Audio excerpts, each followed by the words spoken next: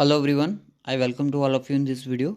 इस वीडियो में आज हम करेंगे लास्ट पार्ट, हमारा जो पार्ट 10 होगा, lecture 10 MCQs on geography miscellaneous questions आपको पूछे जाएंगे। बीएलडब्ल्यू, पंचायत सेक्रेटरी, फाइनेंस काउंटेस्टेंट, अगर आप एसएससीबी एग्ज़ाम की तैयारी कर रहे हो तो आपके लिए इंपॉर्टेंट है। जैसे कि आज के एक लेक्चर में वीडियो में मैंने आपको इन्फॉर्म किया था कि आप किसी एक भी चीज़ पे पर्टिकुलर फोकस मत रखो, क्योंकि कोई पता नहीं एग्ज़ाम कब होने हैं कब नहीं होने हैं।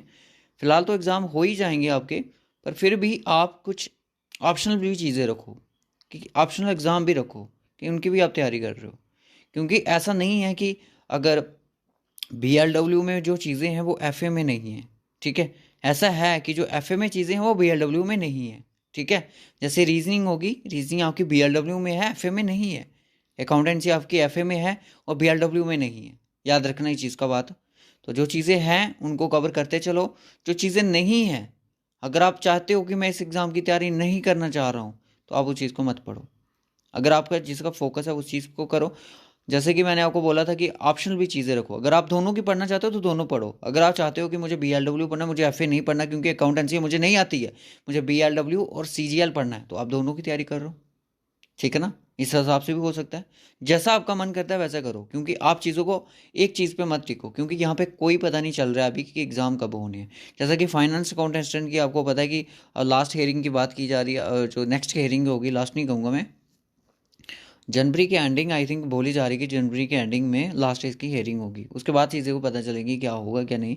बच्चे बोल रहे स्टे वाला अभी तक फ़िलहाल तो कुछ कोई ऐड देखने को नहीं मिला है। तो करते हैं फिर स्टार्ट आज का ये लेक्चर, क्योंकि एग्ज़ाम तो एक दिन तो होने ही है, तो चीज़ें यूट्यूब पे स्टोर रहेंगी, तो आप देखते रहिएगा वीडियोस। जेके प्रैक्टिस को अगर आपने अभी तक सब्सक्राइब नहीं किया तो चैनल को सब्सक्राइब जरूर कर लिया। अब हम करेंगे रीजनिंग और मैथमेटिक्स पर फोकस। क्यों? क्योंकि दोस्तों ये जो ऐसी दो चीज़ें हैं वो एसएससी के एग्ज़ाम में होगी, बैंकिंग के एग्ज़ाम में होंगी, हर एक एग्ज़ाम में आपको रीजनिंग और मैथमेटिक्स ज़रूर देखने को मिलेगी, ठीक है गाइस। तो अपना प्यार दिखाते रहिएगा और अपने एग्ज़ाम की प्रिपरेशन जो आप करते रहिएगा, आप मोटिवेट रहोगे तो तभी चीज़ें काम करेंगी। तो ये क्वेश्चन आपकी स्क्रीन पर है, which of the following is called the brown paper. Brown paper किस चीज़ को बोला जाता है? यूट को, कॉटन को, रबर को, या फिर टी को। तो इसका ऑप्शन जो भी होगा, राइट ऑप्शन जो होगा वो अपने कमेंट बॉक्स में बता। तो आज के इस वीडियो में हम टोटल 100 क्वेश्चन पूरा कर लेंगे। जी हाँ दोस्तों, टोटल जितना भी 100 क्वेश्चन हैं उसको हम टोटली यहाँ पे कंप्लीट कर लेंगे। फिर इसका विद इन डेज हम आपको इसका पीडीएफ पूरा विद आंसर के साथ प्रोवाइड कर लेंगे, ठीक है गाइस। तो देखिए सबसे पहले आपकी स्क्रीन पर क्वेश्चन क्या है। सर क्वेश्चन ये है कि वाटरमेलन्स, वाटरमेलन जो होते हैं वेस्ट, वाटरमेलन ग्रो वेस्ट इन किस सॉइल में इनकी जो ग्रोइंग है वो सबसे अच्छी सुइटेबल कल्टीवेशन मानी जाती है? बताइएगा जल्दी से। अल्यूवल सॉइल बोलते हैं, सैंडी सॉइल, या ब्लैक सॉइल, या फिर लेटरेट सॉइल, कौन सी सॉइल होती है वो? जल्दी से बताइएगा गाइस। तो वो होती है आपकी सैंडी सॉइल, ठीक है, sandy soil. B option is the right option. जिन बच्चों ने बी मार्क किया बहुत बढ़िया। और अगर आपसे एग्जामिनर पूछे कि कौन सी ऐसी सॉइल है जिसकी हाईएस्ट कैपेसिटी रहती है वाटर होल्डिंग के लिए, हाईएस्ट कैपेसिटी,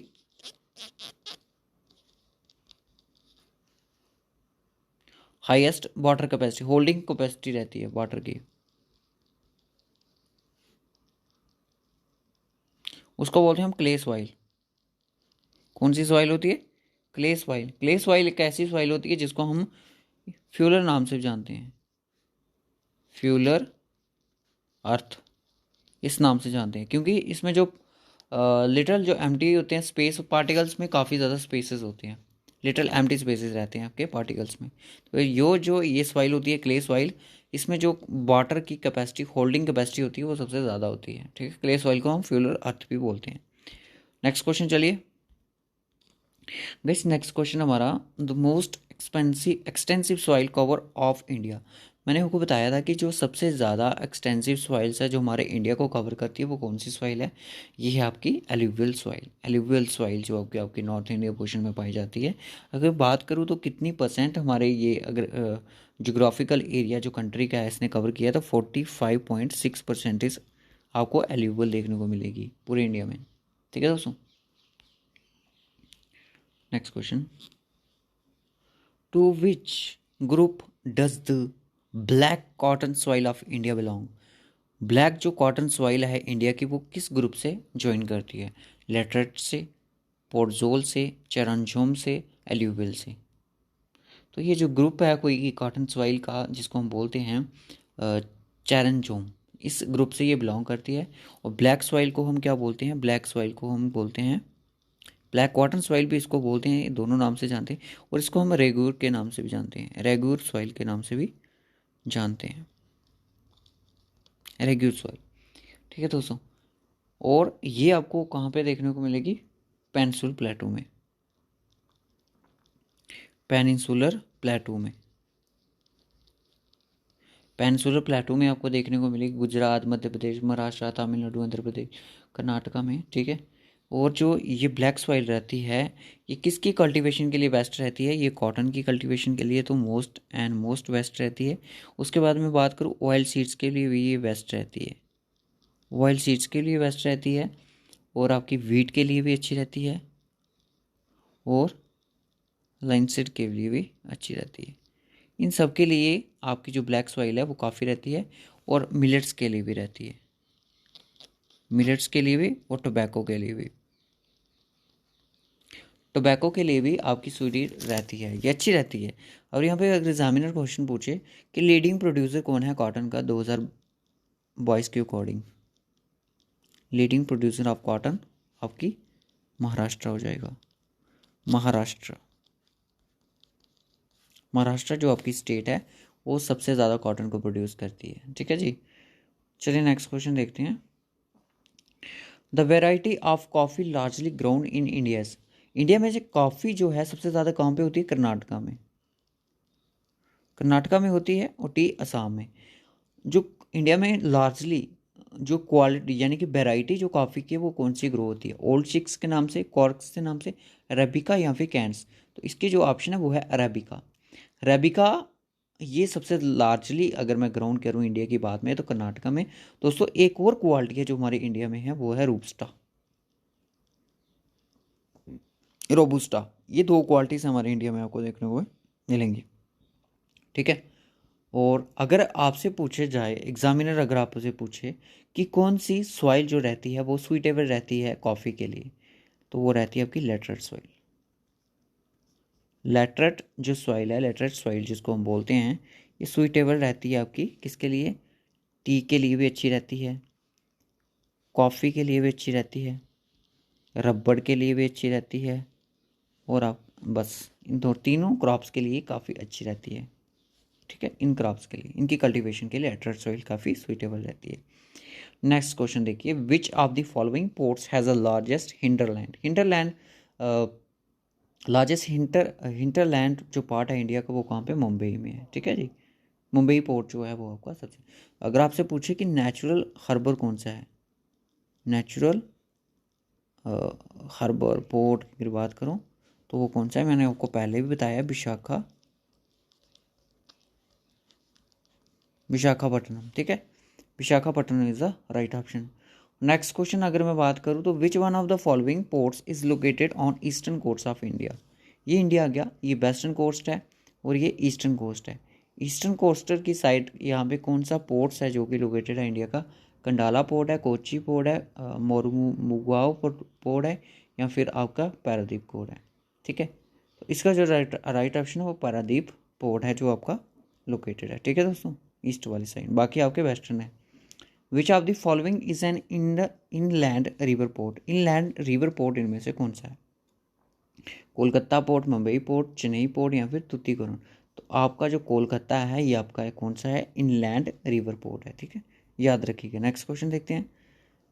नेक्स्ट क्वेश्चन आपकी स्क्रीन पर है, the busiest rail section in respect to goods transportation is? कौन सा इनमें से सबसे ज़्यादा बिजिएस्ट? तो वो है आपका Delhi Kolkata section, option A is the correct option. Next question देखिए, Rajiv Gandhi international airport is situated in? Rajiv Gandhi जो इंटरनेशनल एयरपोर्ट है वो कहाँ पे सिचुएटेड है? तो वो आपका हैदराबाद में सिचुएटेड है। ओके, नेक्स्ट क्वेश्चन देख लेते हैं। Okay, in which of the following states is Dampa tiger reserve situated? Dampa tiger reserve कहाँ पे लोकेटेड है? असम, कर्नाटका, मिजो या फिर उड़ीसा में? तो बताइएगा कहाँ पे है? ये है दोस्तों मिजोरम में। कहाँ पे? मिजोरम में। लार्जेस्ट अगर मैं बात करूँ लार्जेस्ट टाइगर रिजर्व की, अगर मिजोरम की बात करूँ तो वो आपका डंपा टाइगर रिजर्व है जो कि मिजोरम में लोकेटेड है। पर लार्जेस्ट कहाँ का? मिजोरम का। ठीक है, नेक्स्ट क्वेश्चन चलिए।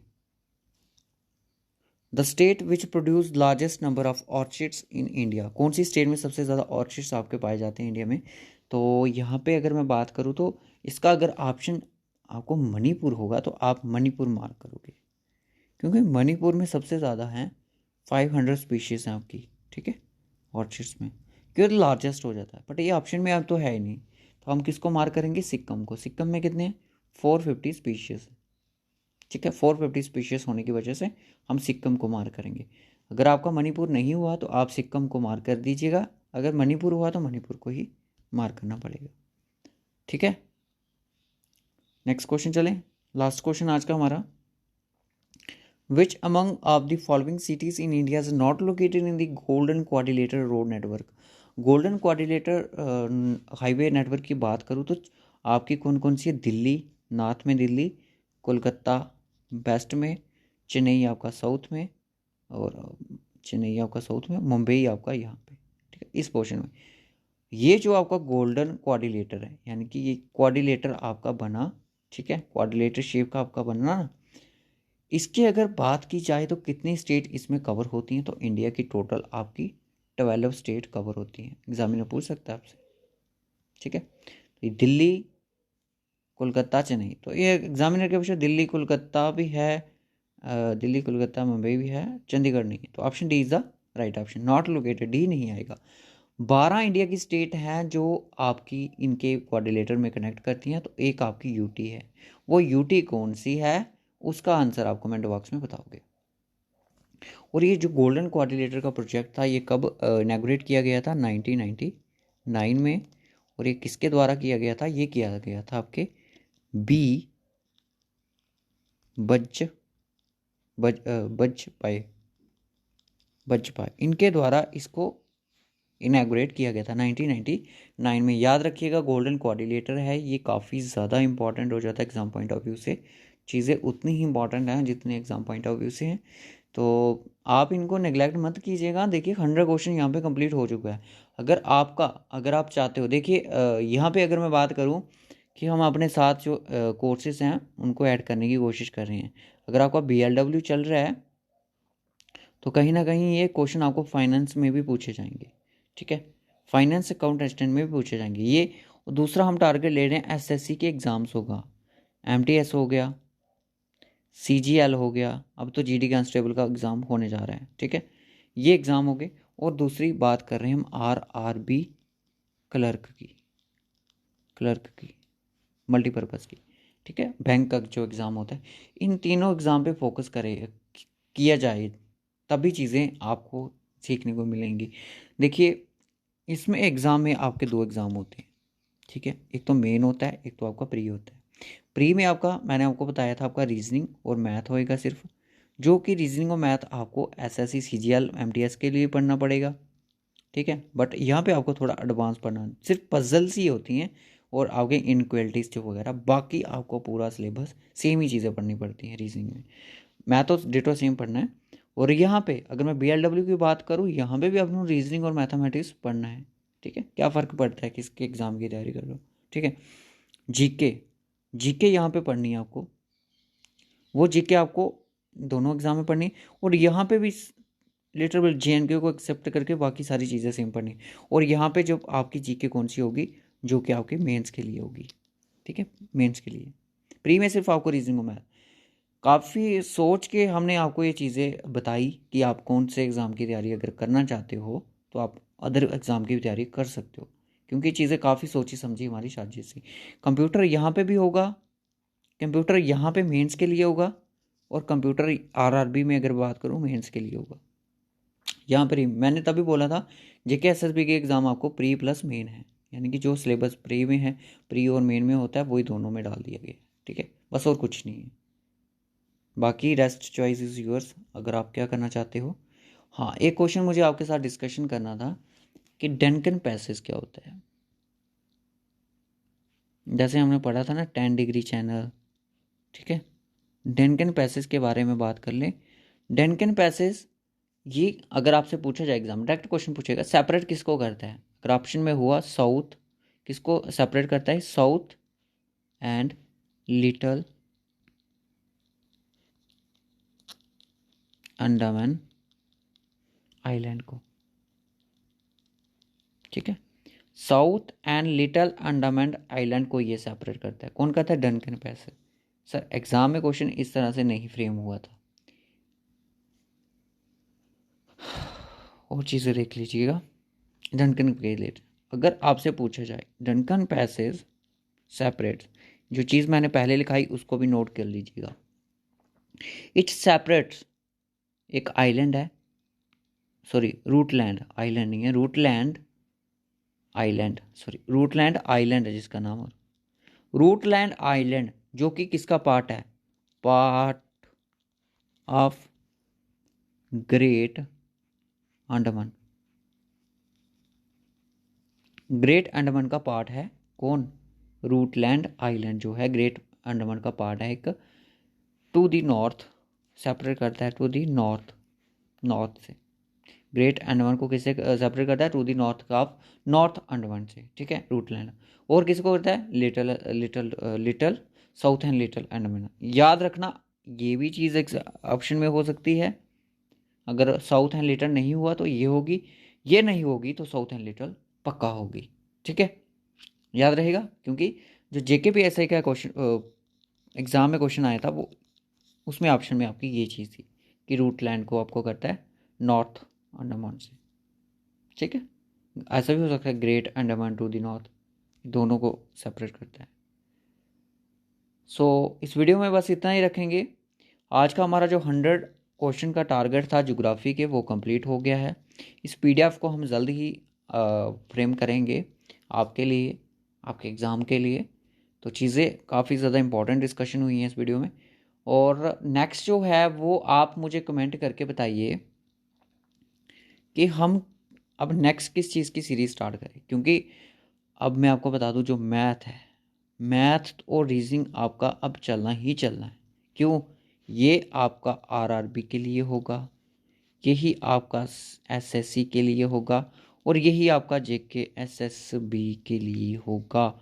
इनका क्रैश कोर्स चलने वाला है यूट्यूब पे। इंटरेस्टिंग बच्चे जो होंगे वो पढ़ेंगे। RRB का एग्ज़ाम हालांकि अगस्त में होगा, SSC CGL का एग्ज़ाम भी आपका जून जुलाई में होगा, ठीक है। और JKSSB का भी कोई पता नहीं है कब होंगे कब नहीं होंगे, ठीक है। JKSSB में BLW हो गया, मैथ रीजनिंग, देख लीजिएगा। हमने काफ़ी सोची समझी चीज़ें यहाँ पे डिस्कशन की है। जो कंप्यूटर होगा वो फ़र्क बस इतना होगा, BLW के लिए होगा और आपका RRB मेंस के लिए होगा और SSC मेंस के लिए होगा, ठीक है। इस तरह से चीज़ें होंगी। तो रखते हैं इस वीडियो को यहीं तक, बस यही डिस्कशन थी हमारी आपके साथ। अगर आपको ये चैनल अगर थोड़ा सा भी अच्छा लगता है तो चैनल को सब्सक्राइब ज़रूर कर दो, क्योंकि बहुत सारे बच्चे ऐसे हैं जिन्होंने चैनल सब्सक्राइब नहीं किया है। कुछ नहीं जाता है, जस्ट सब्सक्राइब ही करना है और वीडियो को लाइक करना है, कमेंट करके लाइक भी करना है, ठीक है guys. So okay guys, bye bye, take care.